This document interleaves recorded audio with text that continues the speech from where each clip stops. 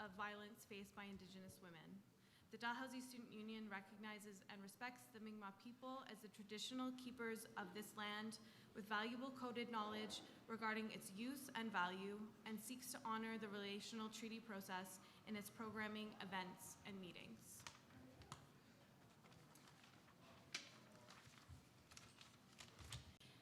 We also have an equity statement to read for the DSU. Student union solidarity is based on the principle that all members should be able to participate equally in their union, recognizing that students have diverse experiences of privilege and marginalization. As members of the student union, mutual respect, cooperation, and understanding are our goals. We should neither condone nor tolerate behavior that undermines the dignity of any individual or creates an intimidating, hostile, or offensive environment. It is our collective responsibility to create an inclusive space for discussion and dialogue. Any form or forms of discrimination and/or harassment will not be tolerated, nor will hate speech rooted in, but not limited to, sexist, racist, classist, ableist, homophobic, or transphobic sentiments and/or remarks. We all have an obligation to ensure that an open and inclusive space free of hate is established. If you violate this understanding, you'll be asked to leave. Okay, so with those things in mind, both the land acknowledgement and the equity statement, we'll get started with the meeting. So currently, we have not met quorum, the quorum necessary to move forward with making motions in this meeting, but we will be going forward with the executive officer reports, as well as the audited financial statements. And along with the reports, there will be a time for question and answer for folks to speak with the executive. And I just want to let everyone know that the Vice President Student Life is unable to make the AGM today due to health issues, but Isa, the Vice President Finance and Operations, will be reading her report for us.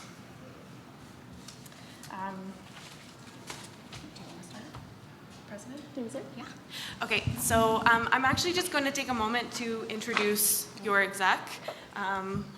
Presumably you all know who they are, but if you don't, here I have Isa, who is the Vice President, Finance and Operations. Next to Isa is Aisha, who is the President. Beside Aisha, we have Hassan, the Vice President, Academic and External, and then Callista, who is the Vice President, Internal. And I will let Aisha begin with her presentation. Thank you. So hi, everyone. Just gonna move this. My name's Aisha. I am your president of the student union this year. And so I'll be starting us off on our reports. And so the way I did my report, and all of our execs kind of did this a bit differently, is I kind of looked at what I campaigned on way back when, and really tried to ground it in that work. So if anyone can remember, my campaign was centered around engaging, empowering, and enriching the student union and the work that we do here at the DSU. So in terms of engagement, over the past 6 months, for student engagement, I've been attending my office hours, and folks have been able to see me there. I've been working on email, working on the DSU Snapchat, so DAL Student Union Snapchat, y'all should follow it. It's kind of where we're trying to get some casual conversations going with some folks. Also really engaging on the ground, walking around campus. I'm often stopped between my classes, whether in the Killam, whether in a Tim's line.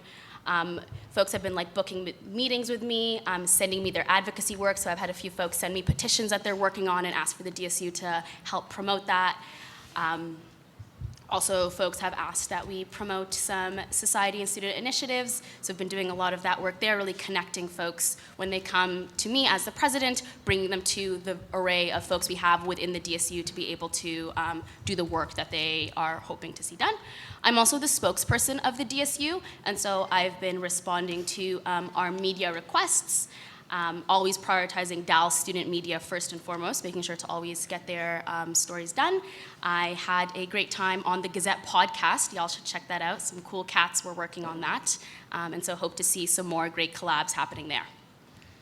In terms of council engagement, over the summer, I worked to fill all of our council seats. So a lot of faculty level societies didn't have appointed seats. And so I did a lot of that work of reaching out to the different faculties and getting their counselors ratified so that we can have a robust council to do that work of representing all the students.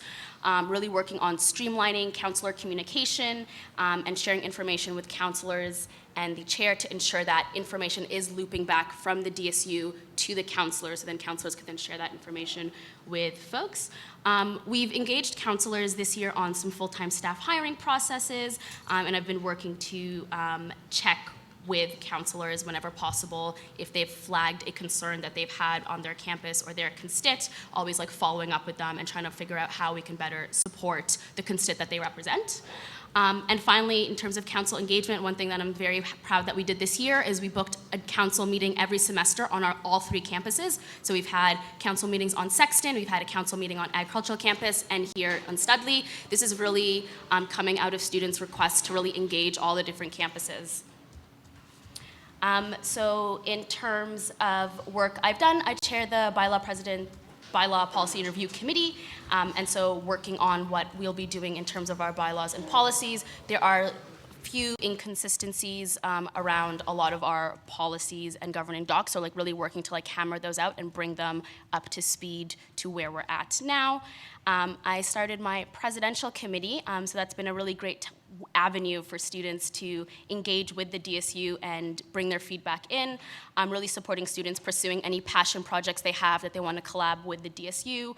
We had a clothing swap this year. I have a few first-year students who are like very eager to get their projects off the ground, and so really bringing students in, being able to use that space as a place where people can bring their feedback, come speak directly with the DSU president and that like DSU presidential exec group, and then really get that information going. Over the summer, worked really hard on getting the street squad up and running. So DSU Street Squad is another avenue folks can get involved and engage with the work the DSU is doing. Worked to support the street squad lead in developing the structure around how the street team will be run and how we will create that engagement pieces for students. In terms of admin relations and engagement there, I've been supporting student reps on the various forums they sit on, whether it's faculty level committees, senators and board members, curriculum diversification forum, and the various seats where students sit. I oftentimes get students coming to my office to chat about the work that they're doing on their faculty level and to trying to get support or trying to navigate how to get things done or where to bring their concerns. I also sit on the Ombudsman Review Committee, have monthly meetings with Terry, the provost, but current interim president, biweekly meetings with student affairs team. So I'm BOG rep, senator, so sitting on those 2 bodies of governance the DSU or the university has, on the Senate Honorary Degree Committee, Equity Council, and BOG Academic Affairs Committee. And then in terms of hiring committees, I've sat on a few, I've chaired a few, and whenever I am chairing a committee, I try my best to get students also sitting on those committees as well with us to ensure that we get that student voice in there. In terms of DSU governance and like process optimization, that's a lot of the work that I do too as a president, really like supporting the work that the exec do and supporting the work that like comes out of the DSU as a whole. That looked like creating our social justice team for some DSU exec and staff to sit on, where we carve out space to do specifically like equity seeking and social justice work and really engage with federal, provincial, and municipal policies that affect students. Things like the federal election, for example, is one of those pieces that hit on various avenues of different people's work, and so being able to support that in one collective team was great. Things like survivor support, which hits on government, administration, and DSU work, being able to center that work in one spot. This is also the team that, where student issues, for example, that speaker the homophobic and transphobic speaker who came to DAL, we were able to do the work of supporting students, do the advocacy they'd like to see out of that social justice team. Working to improve some of our processes as well, working on an FAQ sheet and like some ticketing systems to make sure that exec are available to talk to students when they should be, or figure out a way to, if the exec can't be in the office, how can we figure out a way to like let students be aware and then have them be able to actually engage with the work we do. And then jumping to empowerment. So I want to speak a bit about our presence on Sexton campus this year.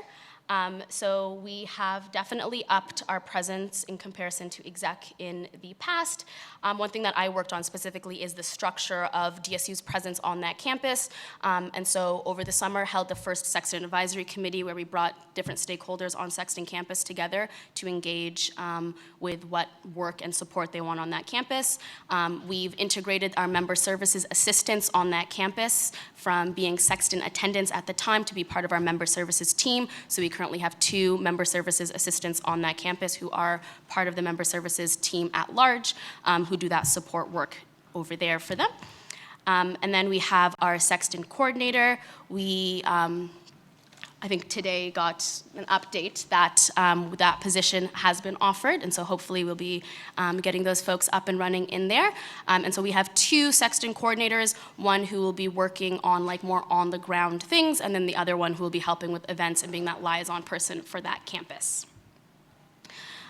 In terms of building up our capacity for systemic justice, O Week was a great time for us here at the DSU. We were able to have, in collaboration with the ENA office, our first accessibility and equity audit. Also, the officers in that office were our first anti-harassment officers. Thank you very much. And so we had anti-harassment officers this year at O Week for the first time, and those were to be a support for first-year students if they had any concerns, questions, anything that came up in terms of their relationship with other folks that they were able to go to. I developed an anti-O in collaboration, so anti-O stands for anti-oppression. So an anti-O training in collaboration with our Director of Research and Outreach, as well as an online anti-O module for our O Week leaders. And so really cementing that like educational piece of creating the material that folks are able to engage with and then implement that work. So really like culture shifting through education.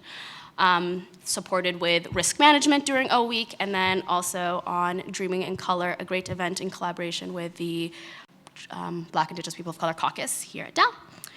And then in terms of community partnerships, again, around building our capacity for systemic justice and figuring out how we engage with the community at large in Halifax, I was able to collaborate with the Delmore Buddy Day Learning Institute on 2 great events. So over the summer, they had a Black Youth Conference where I was able to facilitate a conversation with Black youth about what racism looks like in the education system and how we can like empower these youth to take action, and also how you can navigate that world as a student.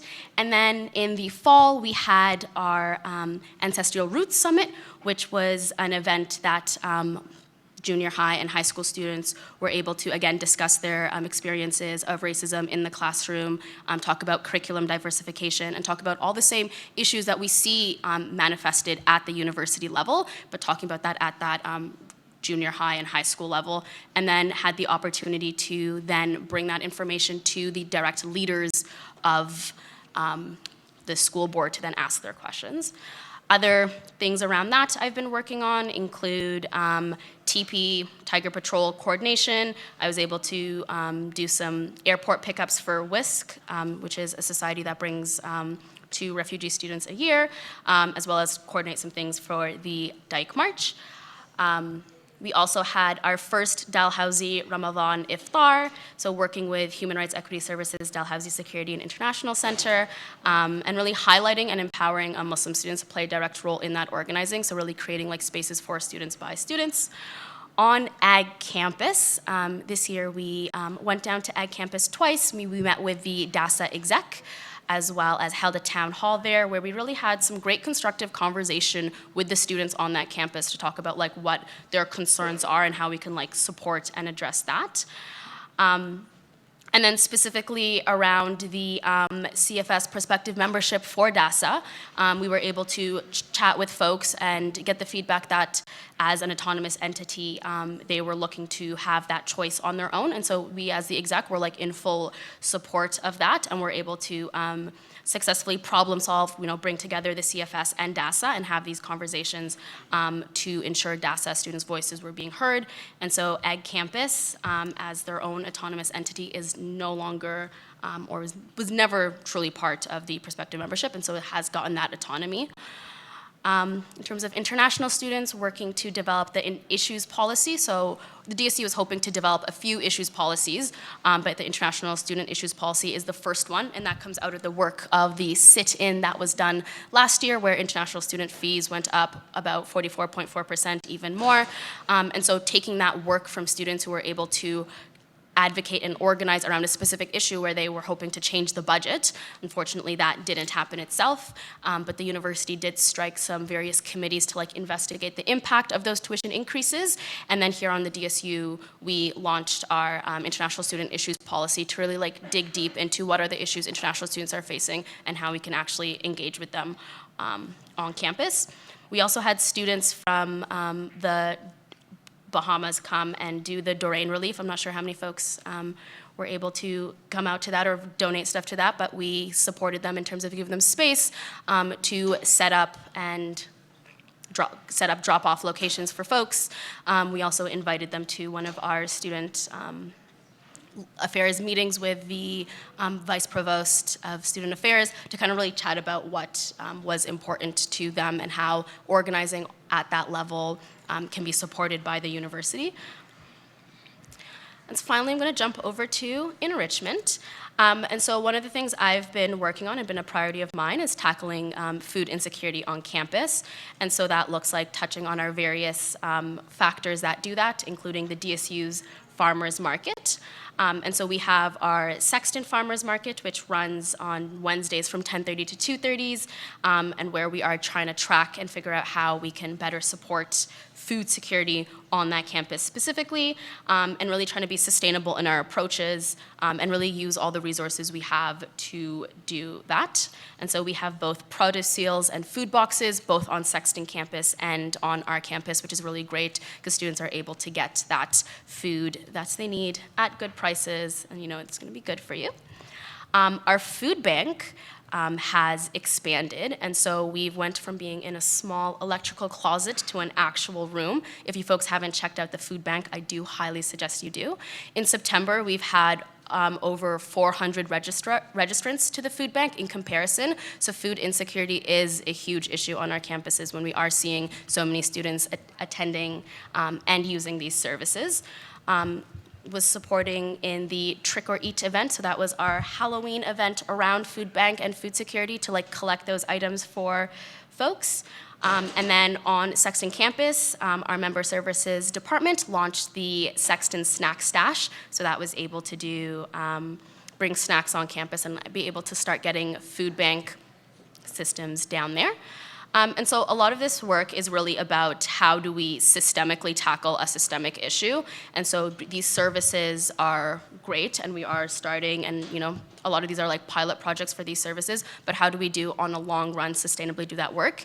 And so something that looks like is collecting that data and that research to be able to figure out, okay, what populations of our bodies are food insecure and which population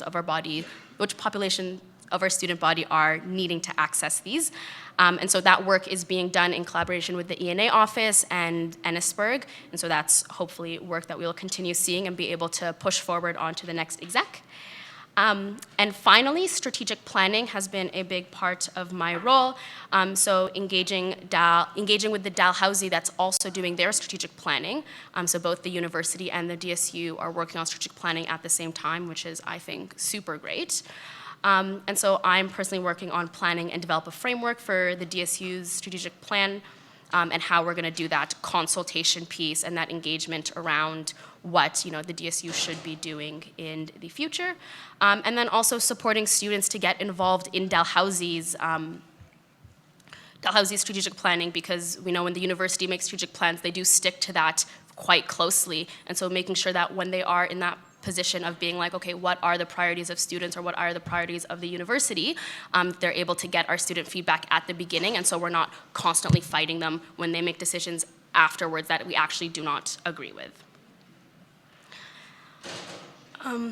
Yeah, so that's kind of been what I've been working on this month. One last piece I did want to touch on, working on the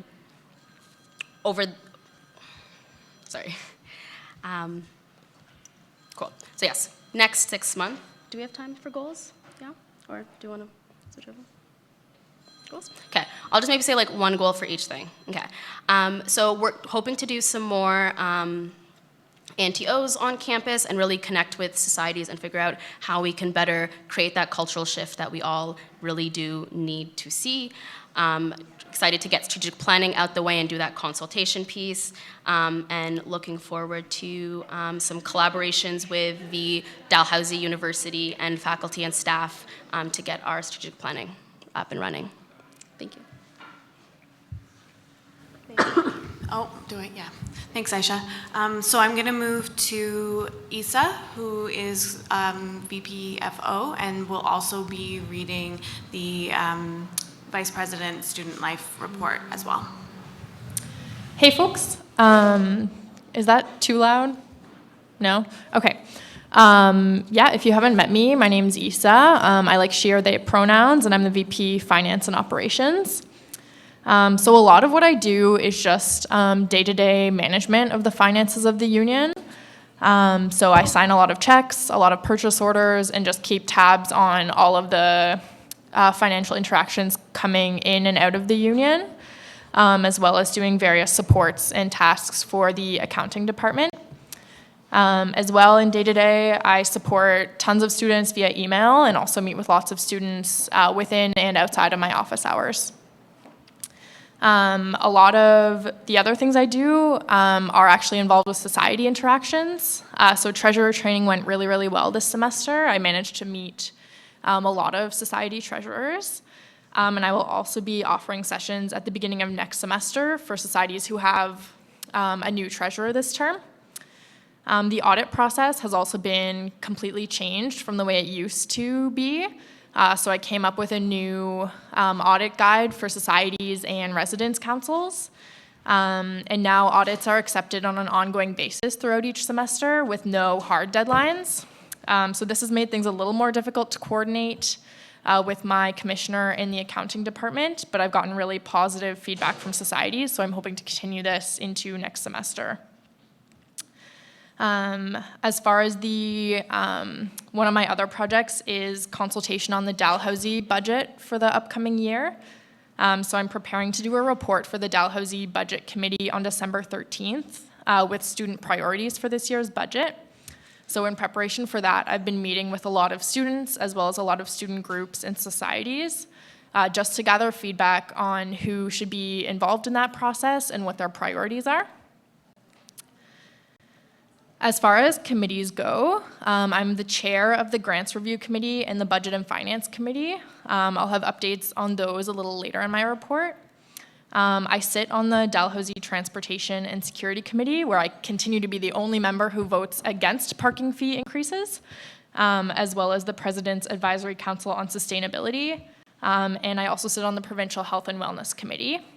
I've also been attending the quarterly student government roundtables, where we usually meet with the Minister of Labour and Advanced Education, Labi Kasoulis, where I represent the concerns of Dalhousie Student Union members. So as chair of the Budget and Finance Committee, I've mainly been working on the Ethical Investment Committee. So that's so far been looking like doing a lot of research on the United Nations Principles of Responsible Investment, which we are mandated to follow within our ethical investment policy. So I've been ensuring that our holdings comply with the ethical investment policy. And I've been doing all of that research in preparation for a meeting of the committee in January, which will be followed by a presentation at council, also in the winter semester. So as far as the grants committee, I've worked with member services to completely redo the grants application form and system to make it a little more user-friendly for societies and as well as individual members applying for grants. I've also been rewriting the grants policy to take more of an equity-based approach, and that will be submitted to the Bylaw Policy and Review Committee next semester. And so far, I've chaired 4 meetings of the Grants Review Committee. And we've actually managed to stay on budget, which hasn't happened in several years. So, and then as well as all of the financial things I do day to day, I've taken on a couple of more social justice related projects, which I'll just touch on quickly. I've been working a lot with queer student issues, so I supported students who were organizing against the university's compliance with Laura Lynn, Tyler Thompson's presence on our campus this past weekend. I was also involved with correspondence with the Board of Governors in response to that recent transphobic and homophobic conference that was held on our campus. And I'm also currently working with the 2S LGBTQ+ representative to come up with a queer issues policy, which will be submitted to council next semester. And the last thing is that I'm working on a reproductive justice policy, which will also be going through council next semester. So that will look like an inclusive and pro-choice reproductive justice policy. And I'm looking forward to working with the women's representative on that policy once the position is filled. And now I will move just to the VP Student Life Report. It's a little long, so I'll try to keep it concise. And these are all Ruby's words, so I'll just read her kind of opening remarks and then move on to the content of her report. So the job of the VP Student Life can be split into two main domains, the first being fun events and programming, and the second being a focus on student health and wellness. My goal with this position was to put more emphasis on the latter and really work on programming and services to generally improve student life on campus. This included a lot of admin and government meetings around mental health, tuition increases, food security, and gender-based violence prevention, among others. I aim to reframe the position of VPSL to focus on big picture goals and creating a more positive campus culture by using my programming to address various student issues. Unfortunately, this year we have made some big decisions to ultimately better the DSU that have come with a lot of growing pains and obstacles for the executive to work through. We have done our best to fulfill our duties as required despite these obstacles and have always considered the best for students in all the work we do. Before I get into my report on what I have done, I do want to acknowledge what I have not and to apologize for my shortcomings. I had hoped to give myself more time to develop programming unique to the typical trick or eat and Movember programming. But with all the work and time going into admin relations and working on restoring our licensed operations, I wasn't able to do this. So now I'm going to go into a summary of what Ruby did for O Week and DALFest.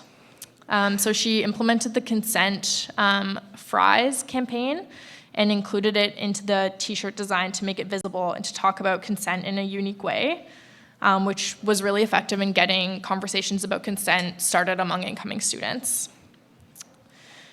She revamped the leader training and made it more scenario-based. And she added an all-new student engagement component and worked on a new community-based harm reduction strategy when it came to talking about alcohol, and empowered leaders to encourage students to refrain from drinking or to drink safely. So historically, O Week has run a significant deficit as a service we offer to students, and part of that reason was that the price had not increased in a number of years and that event and production costs had been aggressively increasing over the years. So O Week committee opted to increase the cost of O Week by $25, but kept the bursary program and offered it to over 100 students, so offered financial aid to over 100 students. They also changed a lot of the programming to keep it more cost effective and created an O Week that was more sustainable. So for the first time in many years, O Week actually stayed on budget, which I personally was thrilled about.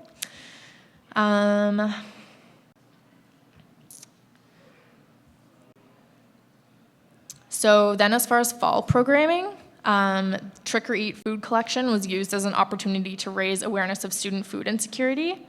Dalhousie and Lakehead University are tied for the highest rates of food insecurity at universities in Canada, and both have high populations of international students using their food banks.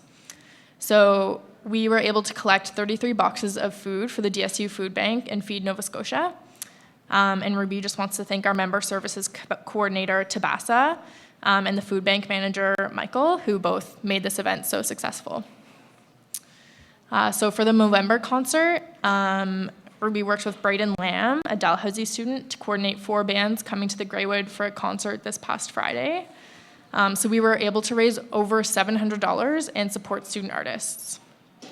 So the proceeds of this event are being divided by the Movember Foundation and Man Talk, which is a men's health and survivor support initiative that operates out of Dartmouth. Ruby's also been really working on the mental health forum, which was one of the main goals she talked about in campaigning. So it's a mental health caucus to unite stakeholders in student health and wellness and mandate consultation with the caucus before students are being made at the university level to mental health services. So she's had the pleasure of working with Dal Health and Wellness to create the first ever mental health forum, which is currently meeting once a month to discuss student issues. So over the first 2 meetings, they've been able to identify some common themes that students are invested in, including grad student needs, the Sexton campus, and lack of engagement from professors to accommodate students with mental health issues. So the future for that is looking like they'll be breaking off into subcommittees to create action plans to combat these issues and improve student wellness on our campus. And then the last kind of update from Ruby is that, they pertain to government relations. So she sits on the Provincial Sexualized Violence Prevention Committee, which is currently reviewing funding requests to provide bursaries for various consent-focused programming. She also sits on the Healthy Minds Committee, which is working on developing and advertising an all-new online resource to help students struggling with their mental health. And Ruby's also involved with the Provincial Board for Post-Secondary Health and Wellness, which a lot of it looks at baseline solutions like online toolkits, as well as she has an upcoming presentation on food insecurity to the committee to see what kinds of solutions they can come up with for food insecurity at campuses across Halifax. And then she just has a few notes on plans moving forward. I'll try to keep it brief because I know you've been listening to me talk for quite a while. She's looking forward to Snow Week and creating more small-scale events for students to highlight. Things like poetry slams, speakers, and panels relevant to current issues, as well as a Dal's Got Talent competition and songwriting workshops. She's also planning a Pride Week in February for students who are unable to celebrate Pride in their hometown over the summer. So she'll also be working on the Impact Awards and the Dow Leadership Conference, as well as supporting fellow executives and directors in expanding the Racial Justice Symposium. She'll be working on Mental Health Awareness Week and exam programming, and then it'll be time for her to work on transition process to ensure that her successor is set up for success in the role. And then I will read her kind of closing remarks. I do want to thank you all for being patient and understanding of myself and fellow executives. This term has definitely been a difficult one, but change is difficult, and we are all growing through this together. Our new director positions have been of a great help to us, but we do need to continue working on how to ensure all DSU staff are receiving the support they need through this time. Thank you. Thanks, Isa. I will now ask Hassan, the VP Academic and External, to give his report now. Hi everyone, so my name is Hassan Sinan. I'm the Vice President Academic and External, as Charity just said. So a little bit about my role. Obviously from the name you could probably tell that I have two main areas of work. So the academic area, which really focuses on Senate. The Dalhousie Senate is mainly where the academic decisions are made for the university. Additionally, there's also the appeals, the Senate Appeals Committee and the Senate Discipline Committee and academic integrity cases. So all of that falls under the academic part, and then the external part where advocacy work takes place, as well as relationships with government, with all of its 3 different levels and the university administration as well. So I'm just going to talk a bit about what I've done in the in my past term. Just, I guess, a little bit of explanation. I was interim in my position, and then I got reinstated, I believe, just not this Wednesday, last Wednesday. Just a bit of context. So in terms of Senate, we have all 11 student senators who are all very keen and interested in what they're doing. They are representing different faculties and are of different backgrounds. So it's been, my role with that has been kind of like talking with the students, assigning them on different committees and subcommittees based on their interests and based on their interest and well, kind of like the work that they like to do and what they're good at as well. Additionally, we have 7 student members on the Senate Discipline Committee and Senate Appeals Committee who are also very expert in this area. They all need this experience. Most of them are law students, so they have some experience, but the thought process was also to give them this opportunity to build up on their experience as well, which will help them moving forward in their careers. So we have that team formed as well. A bit of what we did with Senate this year, I think the main thing has been working on developing academic amnesty policy for students, whether that was for days of action, like what we've seen in the climate march. So currently there is no policy to granting students academic amnesty for days of action. So we've passed a motion to start that policy. So the aim of that is to have student representation in the committee that's making this policy and have it not only for days of action but also for students who choose to engage in the university governance, whether that was in the Board of Governors or at Senate or at different committees from different faculties, because what I've been noticing is this really takes the toll on students when they are doing that work that the university benefits from, yet they're not really seeing the benefits maybe like, you know, in the current year or even until they graduate, because we know that change is like slow in these institutions. So what's been happening is they spend a lot of time in these committees, yet they're kind of like academically penalized because obviously it takes from them time to participate actively in their schoolwork. So yeah, we're working with the university to see how academic amnesty could look like for those students who play a very important role in shaping how the university is treating its students moving forward. So a bit about my advocacy or my efforts in advocacy work in the past 6 months. So international students, I've been working with the International Student Rep on Council to finalize the International Students Issues Policy. As Aisha touched on it a bit, it really came from student activism last year when Dalhousie decided to increase tuition by 44.4% over the next 4 years for international students. And so one of the things that we would like to do is like show our support for international students, and one of the things is the International Students Issues Policy.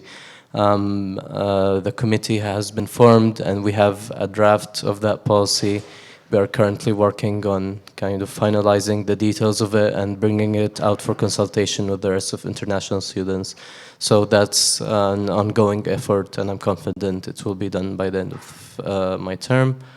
Another avenue of my work for international students was advocating for them in different levels. So whether it was with administration, kind of like going back to the piece of tuition increase and how that's going to create a very difficult situation for all incoming international students who are already, you know, are facing very different challenges or barriers, as well as advocating with the provincial government to introduce a tuition increase cap, because what we have right now is Canadian students, or the provincial government has a 3% increase cap for their tuition, whereas international students, universities can really increase their tuition without really any limit. So kind of like talking with the government and talking with the administration, seeing how we can introduce that, as well as providing provincial health insurance for international students upon their arrival,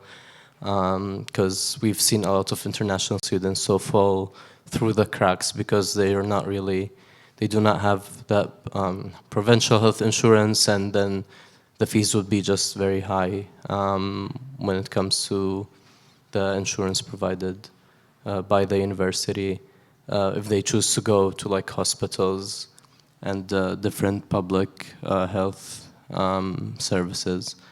Also, for our week, we've made an executive decision to give full grants for any international student who wanted to attend OWEEK and applied for a grant. So we gave all international students that full grant just to, again, show a bit of support, because we know that the tuition increase is for sure gonna have its effects, and we've been seeing that and trying to deal with it on an ongoing basis. I've been sitting on different committees as well. The Ombudsperson Advisory Committee, I've been sitting with that on Aisha. So an update on that is the university hadn't had really an ombudsperson for I think about 8 months now. And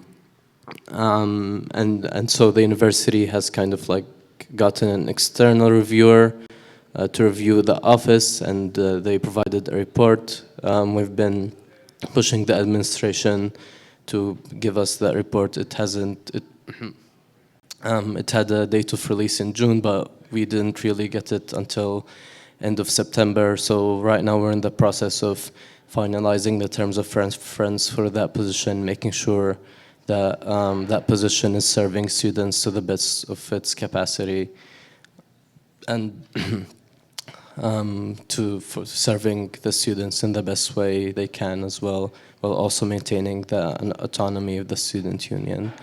In terms of other advocacy work and like the external part of my portfolio, as you all know, federal elections were earlier this year. So I've worked on a campaign while partnering with different groups such as NSPERG and CFS on getting students out to vote and getting them informed on the different pieces and logistics that they need to go and have their vote counted. That looked like tabling in all Halifax campuses multiple times with these different groups, as well as offering students in Sexton rides to Studley to come and vote when we had the special voting here. And yeah, really just like trying to engage with students and answering all their questions about elections, as well as meeting with some of the Member of Parliament candidates for Halifax and conveying the concerns and issues that students have on our campus. So in terms of food security, what I find really cool is this year, us the executives have, you know, a couple of areas where we all align. So one of these areas is food security. We all care about it, and we're trying to do our best. We see it as a huge issue on our campus. So we've all been contributing to it in different ways. So in terms of my support to it, so as Aisha said, we've expanded the food bank. We've moved it into a bigger and better room. So I've been supporting in that, as well as the Sexton Snack Stash on Sexton, helping the member services coordinator and member service assistants and establishing that with the logistics piece, as well as, you know, making sure that supplies are there all the time, and kind of guiding students through the process of accessing the Sexton Snack Stash. I've also assisted the DSU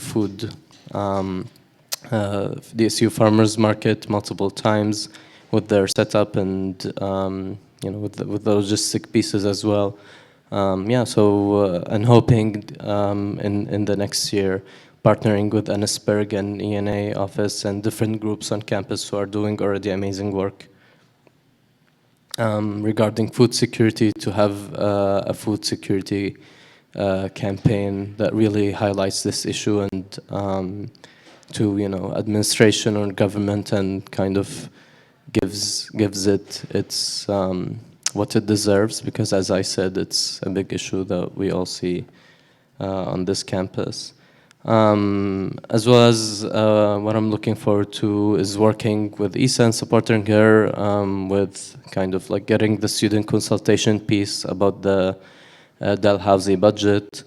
What I've noticed last year is the budget kind of came to me and like different students who were concerned about it in a very last second approach. So right now what we're trying to do is to engage the students earlier on in the process to kind of see what the students want from this budget and like convey our concerns earlier before it's too late and before work that needs to be done is kind of done in a manner where it's kind of hard for students to manage their time in like late March and April as well. So we're trying to come to students earlier on in the process. One last piece that I'm happy that I worked on earlier this year is supporting Muslim students on campus. So the Muslim Student Association hasn't been really that active for the past 2 or 3 years.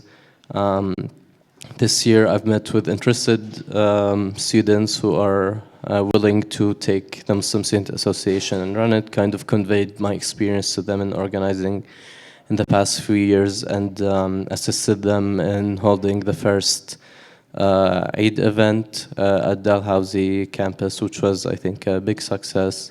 A lot of Muslim students have, we got a lot of feedback from Muslim students that they have found this supportive environment very assisting for them in their transition here, especially that it's a holiday that happens like in the summer, and when you're not with your family, you would really value that support, as well as organizing the first ever Ramadan iftar event with other Muslim organizers at Dalhousie.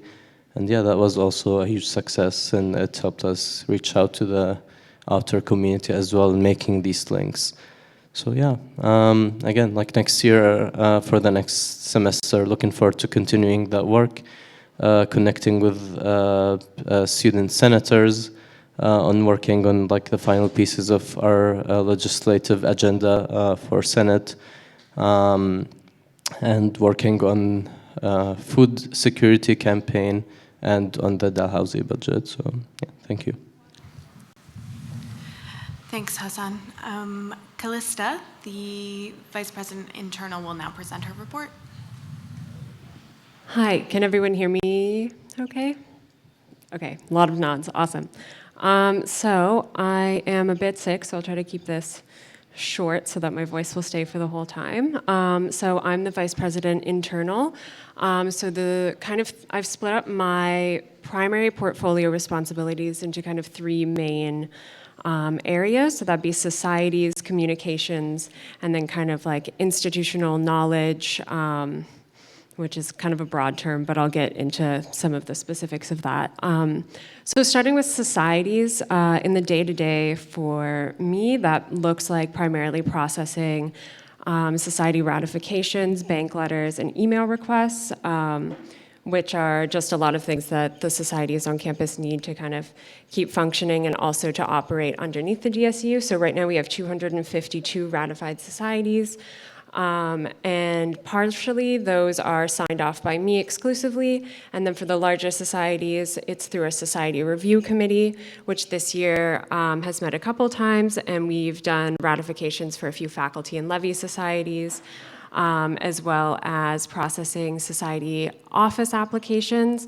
And we're currently in the process of revamping what the process of societies renting offices upstairs in this building in the Society Hub looks like, as well as a new office that's being opened for access to societies, or kind of moved from the third floor downstairs into the wellness room, which allows some societies a bit more privacy when they have students coming with them, to them with concerns that kind of require a bit more like confidentiality, and giving those societies a bit more autonomy to operate to serve their constituents. And so in terms of ratification as well, something we've been working on this year is improving the ratification process. So in the past year, a society town hall was held to overhaul both the process of becoming a society and the types of societies that exist. The final report was never provided for this project. So we've been kind of smallly adjusting the ratification process based on continuing feedback that we're getting from meetings with societies this year, as well as other reports that have existed in the past, and kind of seeing if slowly like that feedback from last year's review will filter over to us so we can kind of take the next steps in helping societies become better and more efficient on campus.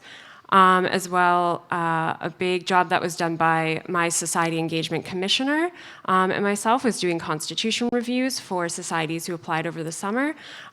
So basically just making sure that their internal policy is in line with ours, and feedback was provided to them to incorporate into their own policy. And then the third big thing with societies is the Society Expo. So the Fall Society Expo was held mostly organized by myself, the Society Engagement Commissioner, our Member Services Coordinator, and then in conjunction with support from Dalhousie through the Bissett Student Success Center. And so that went really amazingly. It was held on September 19th, and there was record attendance from students this year, so that was really awesome to see. And then in the realm of communications, what that looks like for me is regular communications team meetings with our internal staff and any other interested in exec or staff members who have relevant things that they want promoted on social media or to discuss creating a communications plan for, or other things like that.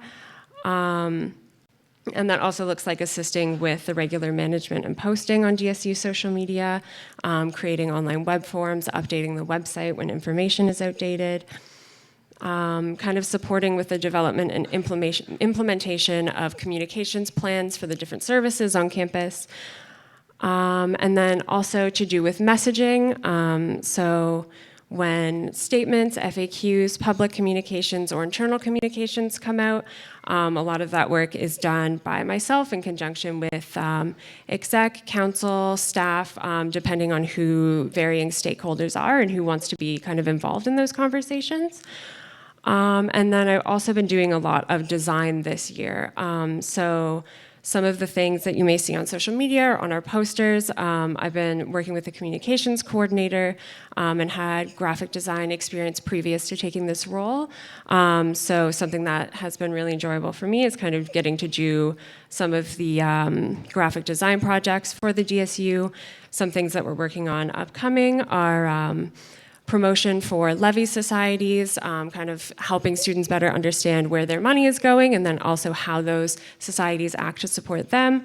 And then budget visualizations to give students a better breakdown of where their money is going when we have budget lines that are broad, kind of what that means more specifically and in action.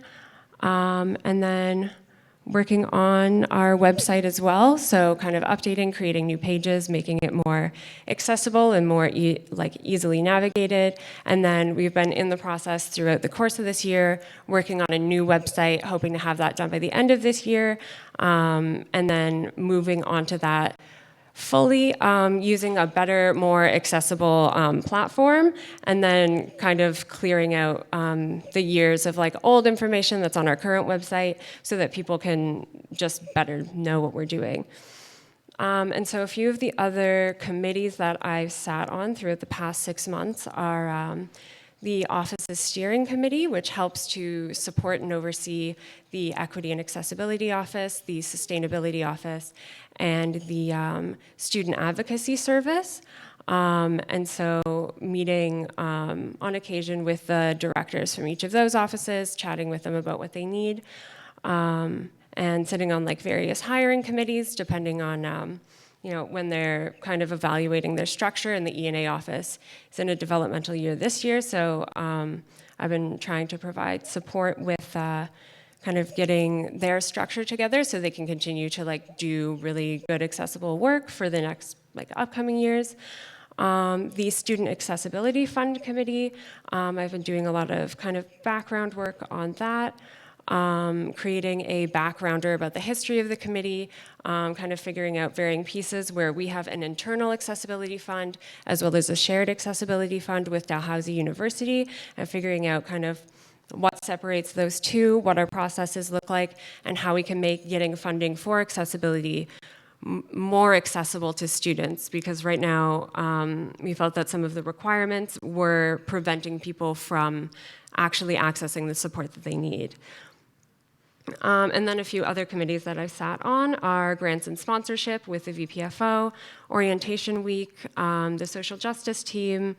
I attend the regular meetings with Dalhousie Student Affairs, Classroom Planning Committee, which is a university committee that basically puts forward recommendations to upgrade the furniture within your classrooms. So if you have a complaint about one of your classrooms, its layout, it's not ergonomic enough, feel free to send me an email. And that is like the one body in the university that kind of makes those decisions and spends like millions of dollars on nice new chairs with one student representative. And then the Student Code of Conduct is under review by the university this year. So myself, as well as the VPAE and a representative from the Student Advocacy Service, have been sitting on that committee to listen to feedback provided by others and give the university feedback on how to make sure the Student Code of Conduct will do the job of protecting students on campus while also making sure that the university is accountable for having processes for students to appeal decisions, appeal like accusations of misconduct.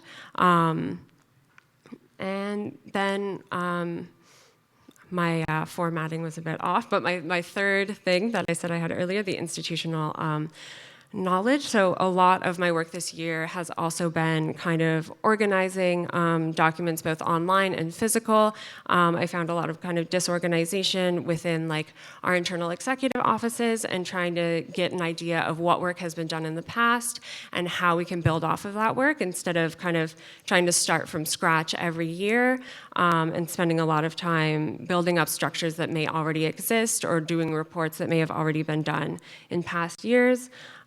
So compiling a lot of information around accessibility, societies that they might need access to, past stances that the DSU has taken on various issues that are applicable to things that we're still dealing with today, and also collecting past student feedback to kind of compile like what are the interests of Sexton students, knowing that like town halls and reports have been done in the past and how those things have changed or stayed the same since then. And also compiling resources, so looking at externally, one example is like what mental health resources are available for students through Dalhousie, how does that differ based on campus, and what can the DSU do to fill the gaps between what students on different campuses are in need of and how our supports are kind of fitting into the entire picture of what students already have access to in Halifax and on their various campuses. And yeah, I think I will just outline a few goals for the rest of the year and then I'll leave it at that. So things I'm looking forward to working on by the end of this year, updating our new website.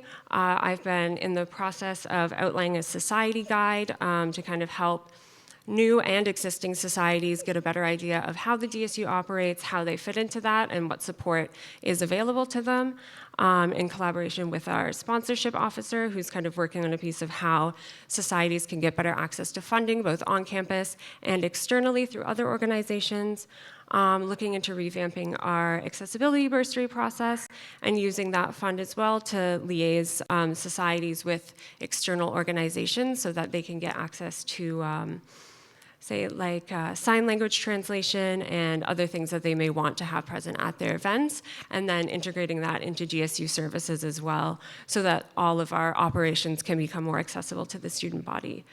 Yeah, and that's everything for me. Great, thanks, Callista. So we're now going to open up the floor for about 30 minutes for students to speak. I just want to make a note to remind folks to keep questions fairly brief and also respectful. Just remembering that equity statement that I read at the top of the meeting. The DSU is mandated to maintain an anti-oppressive framework in all our meetings. And so I'm also going to prioritize first-time speakers in the interest of trying to get everyone a chance to speak. So I'm going to do this by seeing if people want to put up their hands, and so I can get a sense of who would like to speak, and then we can decide how to go forward. Okay, well, this is going to be easy then. So we'll just do, if you do wish to speak, then you'll just need acknowledgement from the chair. So just put your hand up and we'll go forward that way. So I did see a hand right there. There are mics there and at the back, so you're welcome to go use those.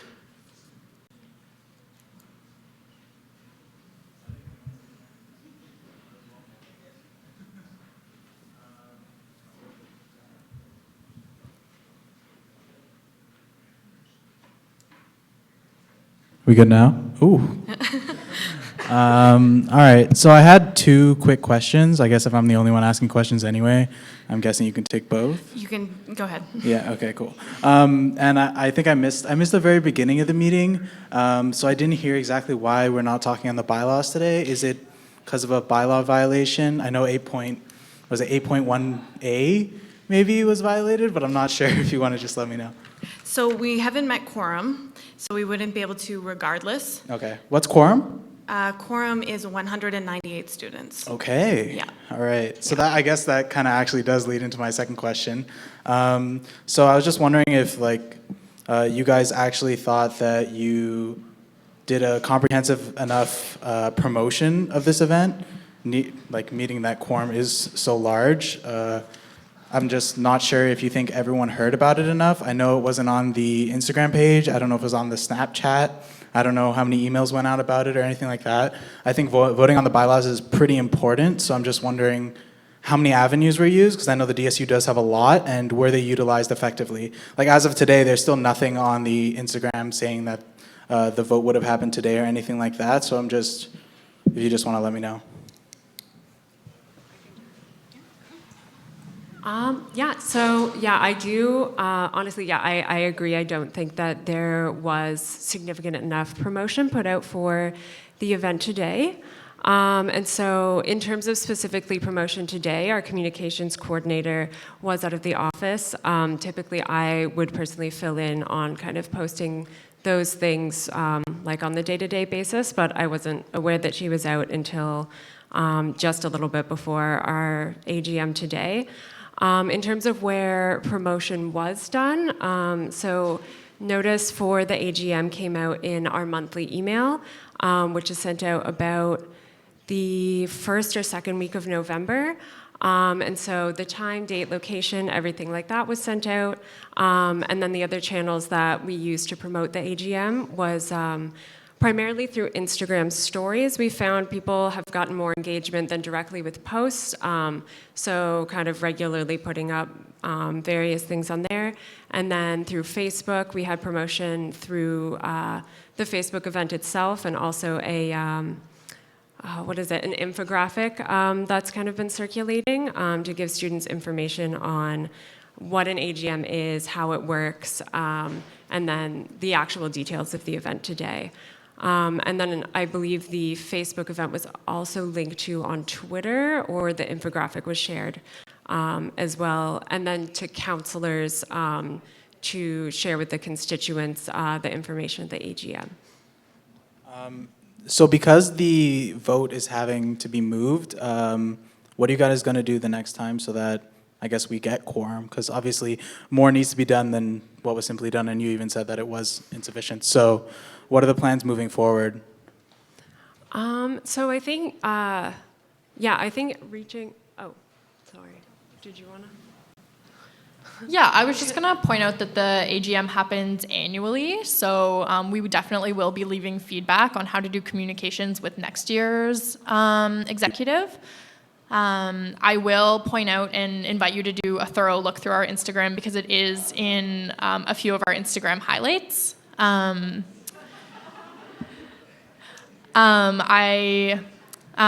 Also just wanted to mention that quorum actually hasn't been reached for a DSU AGM since 2016. So this is definitely an ongoing issue that we are looking to address in the future. Thank you. Okay. Yeah. So does that mean that the bylaws will stay in place going forward? This is it. I'm done. Yes. So basically what will happen is the current standing bylaws that we are operating on will continue to move forward, and they will be brought to the AGM next year. And then if quorum is met, then amendments can go forward. Yeah. And then there was a hand here, if you want to make your way to the mic. And then, okay. Thank you. I didn't hear a huge amount of talk about the Canadian Federation of Students, and I suppose my question is partially three-part. Given that we're potentially in a contractual relationship with them, what's being done to determine what the exact nature of that relationship is, given that part of the purpose of a prospective membership relationship is for us to get an idea of what sort of benefits CFS can provide to DSU students, what has or is being done for us to get an idea of the benefits or the downfalls of being a part of CFS, and finally, that part of this contractual relationship requires a referendum. What is the plan going forward to make sure that referendum happens, if it has to? Okay, thanks for these questions. So we are in prospective membership with the Canadian Federation of Students as per a vote that happened at Council in May this year. So we are currently talking to the CFS, primarily the executive director has been talking with our executive directors to kind of negotiate what that contractual relationship looks like. We have had the 5% prospective membership fee waived, so that we are not in any fee exchanging agreement or fee remittance agreement with the CFS. And that will remain for the duration of our prospective membership. As far as figuring out what benefits the CFS can provide to students, this is why Council voted to join the CFS, is so that students can really experience what membership would look like without having to pay any fees. So currently, the CFS has been on our campus a fair amount. One thing they did a lot of is they had a huge presence. Both the provincial chairperson and the Maritimes organizer had a huge presence on our campus during the federal elections. And I know they ran their federal election Time to Be Bold campaign quite a bit across the Dell campuses. So I guess that's one example of what benefit the CFS can provide to students. They've also been doing a lot of ISIC identity card distribution across campus, so I would encourage you to reach out to them if you have any questions about that. And then as far as the referendum, no date has been set for the referendum this year, but we do have at least 12 months from the date of our membership vote. So that would place the referendum to be happening at some point during the next year. And we will be working with the CFS national staff and national executive to determine the dates of that referendum. Definitely we look forward to having that opportunity for students to actually have their say on whether they want to join the CFS or not. So that's really, it's a very democratic process to join because every single student gets a vote in that referendum. So thank you. Can I ask a very targeted follow-up question to one of the first points? I don't have a mic. Okay. In the interest of time, can we let Sure. other folks speak, but Yeah. you can hang out by the microphone and then we'll let you ask another question. Hi. Oh, this is too high. Hi, my name is Esther, and I just have two questions. First off, we've been talking about different things like the bylaws, and I honestly think this is a distraction from actually focusing on actual student matters. Black History Month is coming up. I want to know what the DSU is going to do for Black History Month. Two, I want to know how DSU is going to advocate for African students on campus.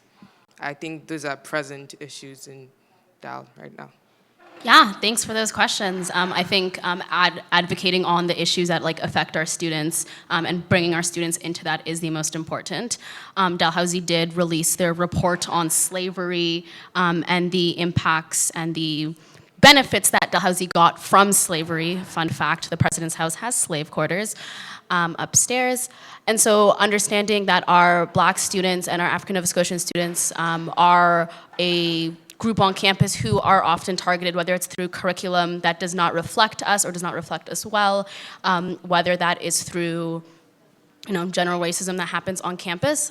With African Heritage Month coming up, I'm hoping to work with the Black Student Advising Center to do some great programming there. Also hoping to work with different societies like DASA that I know you are a part of. And so really just figuring out what students want and what that can look like for us to actually engage with students. Thank you. Cute. Hello, I'm actually a King's student, so I think there's something where you need to recognize me as a speaker before I can ask a question. I don't know if that's right. Okay. So are you're not a student of Dalhousie? I take classes here, but my degree will be a King's degree. Yeah. Okay. That's interesting. I don't. Technically, if we were voting, I don't think you would be able to be here and vote. I don't. But Yeah. Go ahead and ask a quick question. Okay, thank you so much. My question is about Laura Thompson, the transphobic white supremacist speaker who was invited to speak on this campus.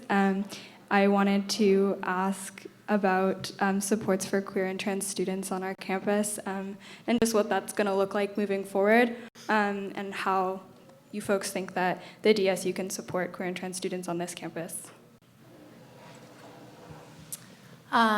Great. Thanks for this question.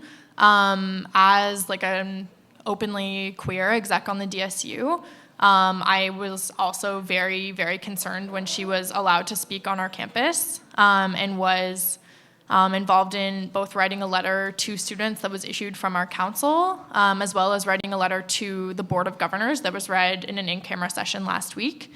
And we have been, just this morning, Hassan and I met with the interim president and the vice provost student affairs to talk to them about implementing some kind of conference or space use policy that will help students to kind of bring up those concerns when there's a differentiation between freedom of expression and hate speech, and when the presence of speakers on our campus or views on our campus might infringe upon the safety of queer and trans students.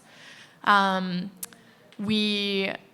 think we all as exec have kind of an open door policy as far as realizing that the DSU is not just a place where students come with academic issues, it's a place where they come with issues about their mental health, about the racism and homophobia and transphobia they experience on campus. And I think we're always willing to talk to students about their actual lived experiences of being a human with many real and intersecting identities on this campus. We also, something I've been working on is with the 2S LGBTQ plus rep, who I see in the audience, working with her to implement a queer issues policy on council that will help council to further protect and support queer and trans students. And I definitely have some close relationships with folks on DALOUT and look forward to working with them in the future to kind of collaborate on events and supports for queer and trans students. So thanks for the question. Thank you. Hi. In the executive reports, there was mention of social justice and equity work. What tangible anti-racism projects has the executives undertaken in the last 6 months?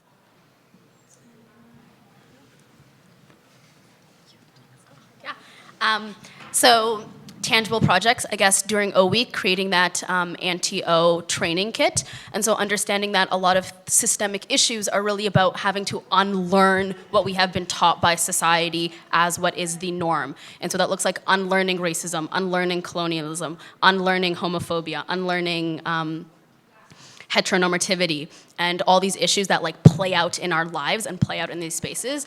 And so that anti-O that I developed was both a PowerPoint presentation to be given to an audience, and we gave that to our part-time staff and our O-Week leaders, as well as an online module for all the O-Week leaders to take and then do a quiz.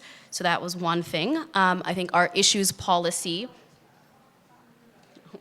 so I think our issues policy was another one. So our first issues policy that we did was the international student issues policy, and that is to get advocacy done around work that international students as a group on this campus who are unfortunately treated like cash cows by the university do face. And so being able to let students speak for themselves and develop that policy to then give the DSU the ability to act upon the requests and supports that students need. I think that's really powerful work.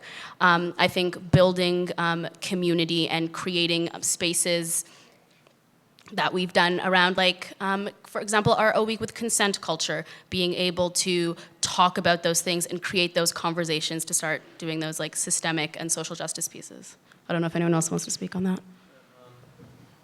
Hello, yeah. Just highlighting again, like the international students issues policy, I think is a important example of like what tangible action could look like. So I think, as Aisha said, it's a group of students here who we feel are not treated fairly by either the government or the administration, and who are also often racialized as well. So I think having that issues policy and kind of like setting up the example for the administration or the government as well in the work that we want to do, or what the international students want and their needs as well. I think that's one example of the work that we're doing. Sweet, thank you.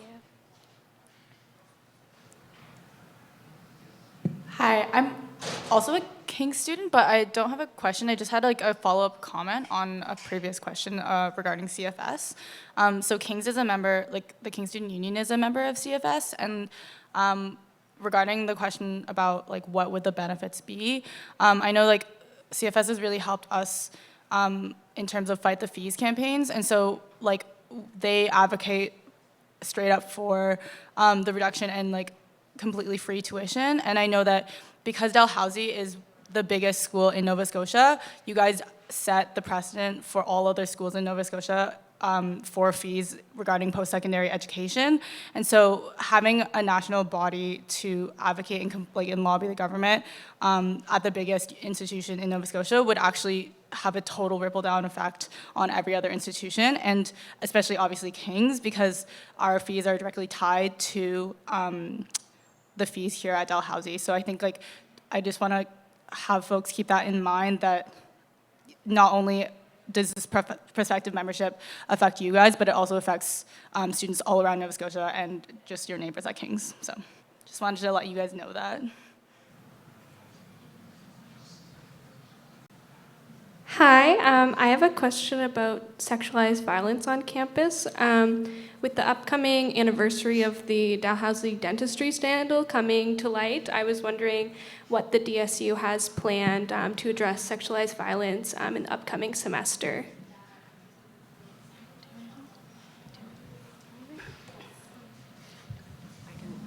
So I can speak a bit to that, I think, and I think maybe Ruby, our VPSL, I believe has mentioned that she has some concrete plans in place, but I'm not quite sure what those are. So currently we do have our Survivor Support Center, our amazing coordinators in the back, and so they continue to do great work throughout the entire year to provide support directly to survivors of sexualized violence, or even just anyone looking for more information around supporting maybe someone in their life who has experienced sexualized violence. I think, again, when we've talked about like the anti-O training modules, we feel that combating misogyny and combating racism and combating homophobia are all things that contribute to lessening violence against people within those communities as well. So we know the Equity and Accessibility Office is planning on working on creating different modules for anti-oppression training, and I believe kind of different things geared towards different issues. So we're definitely looking forward to providing more support to them in developing those things, and specifically in providing students resources on sexualized violence. And I do know that the Survivor Support Center is working on training that is like gender inclusive and that kind of empowers people to feel, both survivors and non-survivors, to feel more confident in addressing these types of issues. I could speak a bit more to that as well. So as Kelsa mentioned, we have seats on the Code of Student Conduct Task Force. A point that was brought up in that is the back house report that came out of the dentistry scandal. So, you know, right now we're like looking at that report as well and like seeing the new draft of the Code of Student Conduct and making sure that the work and the activism that has been done to combat the scandal and the rape culture on this campus is actually being put into and implemented into policies and protocols that are going to be in the university for the long term. Yeah, I feel I had, yeah, we also have seats on the governmental provincial sexual violence prevention committee as well. So, you know, always making sure that, you know, we have what we learned from the past in our movement forward. I keep remembering the point and I keep forgetting it again. Yeah, I don't know. If I remember it, I'll let you know. But yeah, thanks. We're running out of time. Or did you want to speak Hi. to that? Sorry, it's Maddie, right? Yeah. I just want to say briefly that we've only got about 10 minutes left. So I just, in the interest of that, if also for the exec, if you want to keep things quick so everyone can ask the question. Super quick question. Given the vote last council meeting to stop live streaming council meetings, I just want like an update. Have you guys been working on an equitable solution that ensures that the accessibility needs of our entire community are supported? Yes, thank you for that answer. Can I take it on? Yeah? Good? Okay. Cool. So live streams will no longer be happening, and so what we did want to ensure is that we are able to reach students in the best ways possible. Obviously, student engagement is an issue, and as we know, has been an issue with the DSU and with many organizations across. And so what our hopes are to do for moving forward with our council meetings are twofold. To kind of do like a chat, like kind of like a little debrief pregame little video thing where we chat with students about what is going on at council, kind of read through the agenda with students on video and like post that, have the council meeting, and then afterwards also do like a debrief. So these are the things that were voted on, these were the things that students said, kind of information. And so that's like a more video piece in terms of multimedia project. And then on a written note, we are hoping to have a column potentially in the Gazette, but we're still working on where we can find out avenues to put that, but do a more written report where we're able to talk about what is going to be discussed at council, what folks feel about them, and kind of update folks on that like bi-weekly governance pieces. So those are kind of our hopes there. A little video piece, a written piece, still trying to piece together where exactly we'll be posting those things and trying to figure out what best mediums work for students, because as you know, there's so many different social media, so many different ways to reach students. How do we best do that? But those are our plans for that.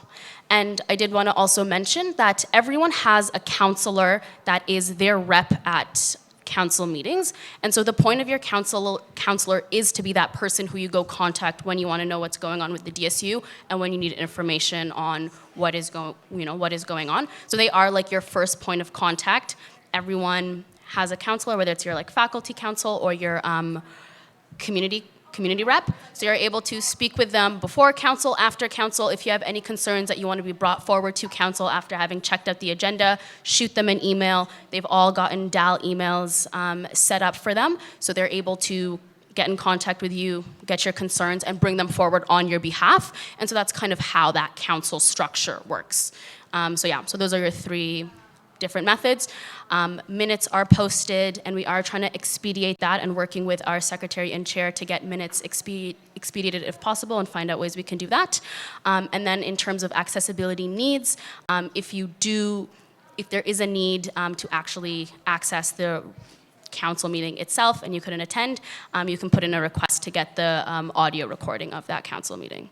So I hope those touch on various ways that folks can access council. Yeah. Thank you. Recently, the Judicial Board report was released, and so I'm just wondering how the council is working to address and resolve the concerns brought forward from that decision. Hi, I am happy to speak to that.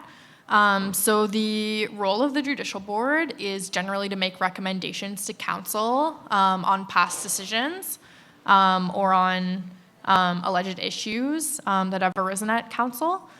So at this upcoming council meeting on Wednesday, we'll definitely be, as a group, discussing the verdict of the Judicial Board report and seeing what needs to happen moving forward from there. Thank you. Oh, hi.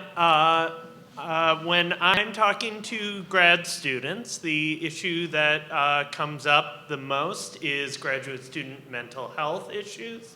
And so I was curious what, if anything, the DSU had in mind to potentially help address that. Mental health issues for students in general, but more particularly, I'm interested in hearing about graduate student mental health.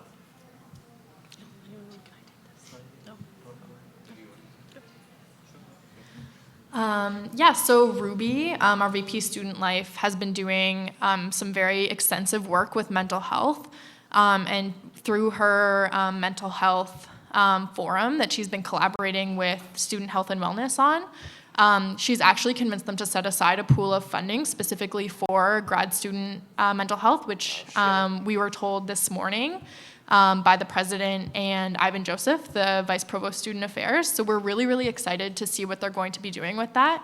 I know from talking to grad students that your issues are definitely unique to those of undergrad students. One thing I've heard is definitely about having kind of separate spaces for grad students to access mental health services, because there are often concerns about like running into students that you're TAing when you're accessing services and issues like that.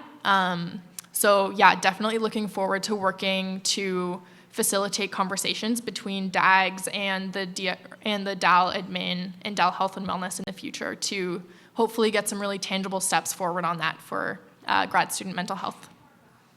Oh, cool. Thanks. I hadn't heard about that. Thank you so much.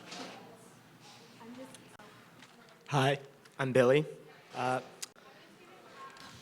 Who's at the mic right now? Those will be the speakers for the rest of the portion. Sorry to interrupt. Go ahead. With regard to the equity statement shared at the beginning of the meeting, where you talked about providing support for students of all backgrounds to feel safe and supported, how can the DSU stand by that message while actively joining the CFS, which is a pro-BDS organization? So yes, the CFS does support the boycott, divestment, and sanctions movement, which some may view as anti-Semitic, but I think the way we are approaching it is that all students need to be supported, and that Palestinian students deserve that support just as much as Jewish students do. So the CFS also has a very active anti-Islamophobia campaign, or anti-Semitism campaign, and has expanded that campaign since all of the controversy around the BDS movement. I think it's also really important that when we're talking about BDS and when we're talking about anti-Semitism, that we not conflate Zionism with being Jewish. So while the BDS movement is definitely anti-Zionist, it is not anti-Semitic. So, thank you. Okay.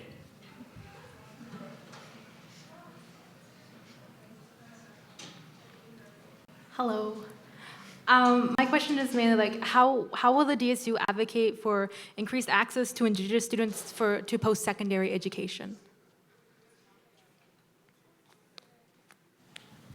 Hi. Yeah, so I think I can speak to that a little bit. I know personally I've been working with the Indigenous Students Collective, which I know you also sit on. And so I think one thing that I definitely personally want to work on this year is continuing to support the collective in building like a structure to make sure that in the way that societies tend to kind of year to year be very active or be inactive, I feel that DISC is definitely a society that is extremely important for students, because for Indigenous students coming to Dalhousie, there needs to be continued support from people within your community because of the issues you face from the student body, from professors, from administration. And so I think continuing to support student-led channels of support for other students is one thing that we see as really important, because if students don't feel that they can attend university and find themselves supported either by the administration or by their fellow students, I feel that that in itself is like a barrier to wanting to attend a university in the first place. But in terms of accessibility through finances, I feel that the advocacy work that people are already doing and plan to do in terms of tuition fee caps and regulation and decreasing tuition fees can also coincide with advocating for universities in Dalhousie and for the government to provide more support financially for Indigenous students to be able to afford to attend university in the first place and get access to the programs they want and to the services that people need, and to everything that many other students have been able to access from the beginning, and kind of creating that basis for the DSU to continue to provide like equitable support and advocate for Dalhousie itself to act equitably in the best interest of Indigenous students. If I could just add a bit to that, yeah, whenever in our Senate meetings or when academics come up, we always advocate for moving forward with decolonizing our curricula. DAL has done a curriculum diversification forum, which we see as like a good step moving forward. We have had 2 students representatives on the committee to plan that forum, and we're willing to work with them to see how we can, achieve steps moving forward with decolonizing our curriculum. Thank you. Thanks. Thank you. Hi there. So in the last few years, we've been seeing some full and partial divestments taking place at universities across the country. I'm just wondering what the DSU is doing to pressure the university to divest from fossil fuels. Yeah, I'm happy to take that. The DSU Council hasn't had, in the past, an official vote to pressure the university to divest, but with our personal investments, we do follow our ethical investment policy, and I'm definitely happy to have that conversation. I know Divestal isn't super active this year, but I've been involved with them in the past, and if anyone is interested in bringing that to council to see how we can take that to a vote and see if students are interested in lobbying the university to divest, I would be thrilled to work with you on that. Thanks. Thank you for your patience. You can ask your last question. Incredibly kind, thank you. Just in responding to my previous question, the VPFO indicated that we are in a contract with CFS and that they were working with executive at the CFS to figure out what the nature of that contract was. I'm just wondering if they can touch on given that the executive in previous minutes have said there was not a binding contract with CFS, I'm wondering what role legal counsel has played in changing that opinion of the executive that we are in a contractual relationship, and what role counsel is playing in figuring out what the nature of that relationship is. Happy to speak to that. My reflection that we are currently in an agreement with the CFS is just based on the hearing of the Judicial Board, which said that this is perhaps outside of the scope of the Judicial Board, and that further legal counsel does need to be sought to determine if we are actually in a legally binding agreement. So that is our next step. The report was just issued a few days ago.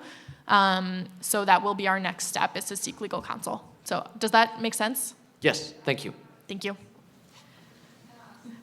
Okay, real quick, Leanne.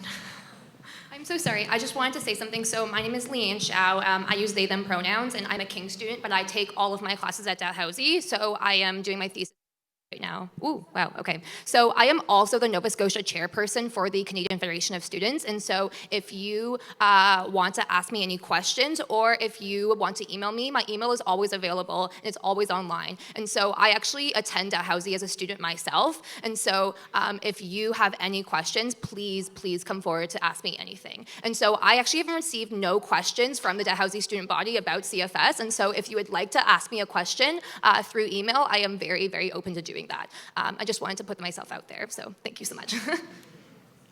Okay, thanks, Leanne. Okay, thanks for everyone who asked questions. That's great. I just want to remind folks that council sessions are open, and you are welcome to attend if you are capable. As Aisha mentioned before, your counselor is your best direct link to council. They are the people who are capable of bringing actionable motions to council. So if you have an interest or desire in making something happen, that is one of the best ways to connect with council. So, and also your exec have office hours, so please visit them. I know they're happy to talk. And then last but not least, we do have the audited financial statements to look over, and I will hand that over to Isa.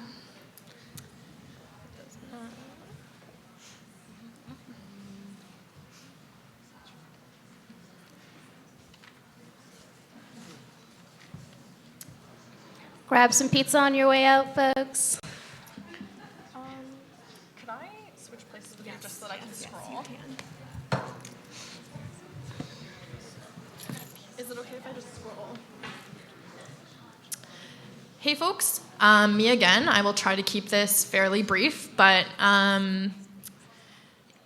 if anything catches your eye that you want to ask a clarifying question about, feel free to just raise your hand and I will get to you. So I will just give you the first overview of what these financial statements actually are. They are the financial statements from the last fiscal year, so that would be April 1st, 2018 until March 31st, 2019. So I will do my best to answer specific questions about where money was spent, but I was actually not the VPFO during this time. But as always, I am happy to follow up with you on these via email.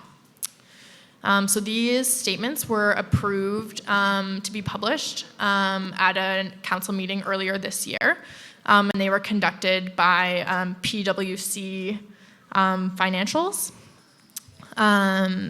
So they have been audited by an external organization just to ensure full transparency with our finances.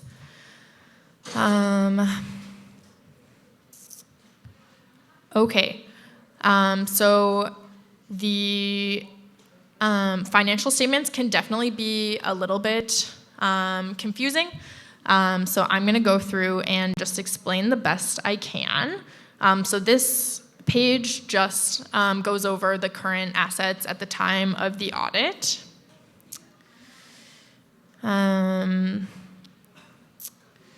Okay, and these kind of go through by department. So you will look, this first line is bar services, followed by contracts, food services, the health plan and international health plan, investment income, programming, retail services, operations and reservations at the sub, as well as student union fees. So those are all of the departments where the DSU earns revenue. And so you'll see in this first column, the budgeted funds, followed by the actual funds, and then these last two columns. This middle column I can explain, it's just our internally restricted funds. So those are kind of funds that we hold generally as part of our health plan funds. And then these last two columns just compare the 2019 and 2018 years. And you will see that there is a fair amount of fluctuation year to year. This is fairly normal for an organization of our size, just because often there will be substantial differences that will happen between May and April when the fiscal year changes. And then it also goes over all of our expenses. And then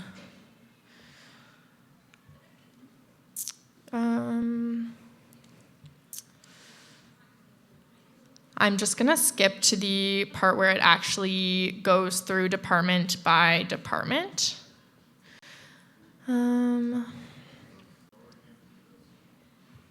So yeah, I can give, I will just let you know that these are available on our website for you to access anytime, and they've been published.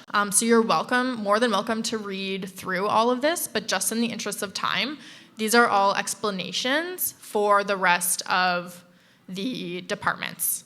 Yeah?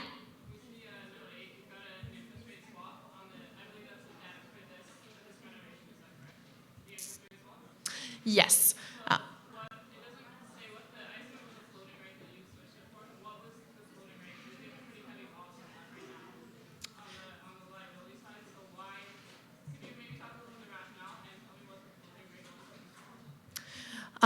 So the way, most of what I know about the swap agreement that we had to finance the renovations of this building, yeah, but we entered into it in the past.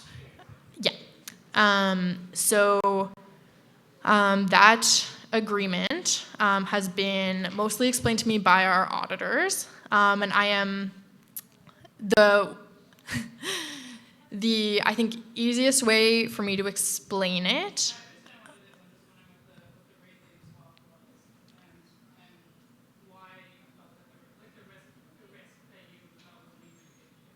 So I actually wasn't here when that was made. So I'm unfortunately unable to explain like any rationale behind it.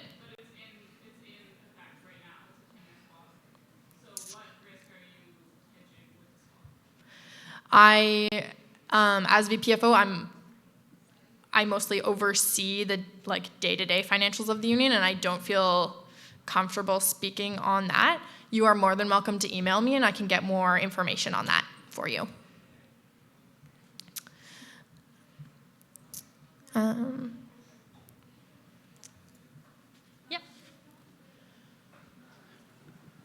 Hi, folks. I'm Devin. I work with production services upstairs. So I'm just curious, as an expense, so our executive was responsible for the termination of 2 long-time employees in June, and with that comes fairly significant severance pay, and so I'm curious as to where that severance pay is reflected in this. So that severance pay is actually not reflected in this because, as I explained earlier, this is the previous fiscal year. So those are actually not reflected in these financial statements at all. So when will that be made available to us? That will be made available to you at this time next year when the previous year's financial statements are published by council. So you guys won't be responsible for that? Not unless you see me back here. Okay. Thank you. So do folks have questions about any specific departments from last year's, or does it suffice for you to go access this information on your own? They basically go through department by department. Like this one, you have bar services.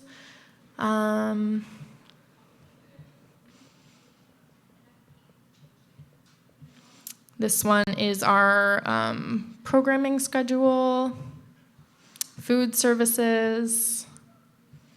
This is for campus copy. Do folks have any specific questions, or can we wrap up on this? Yes.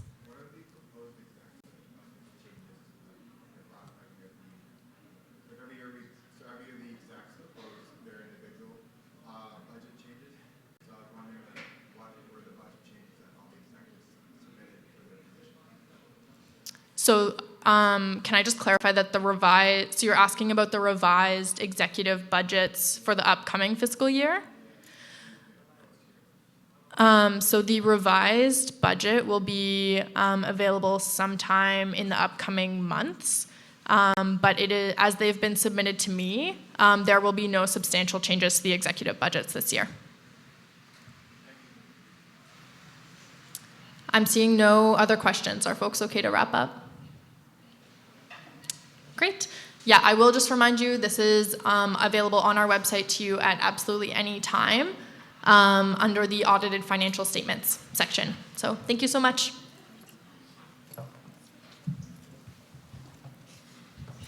Okay. Okay, folks. So with that last bit of the agenda, we will now adjourn this meeting at 4:56. Thanks for coming. Last thing I did want to say is with engagement being something that we all care about and wanting to get students' voices to the table, please do speak to your counselors or come speak to us, or me in particular, if you have any ideas of how we actually can do better engagement.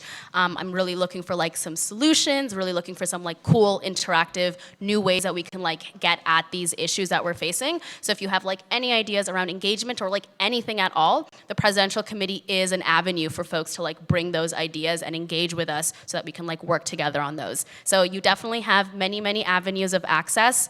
Do reach out to us. And yeah, looking forward to working with you all.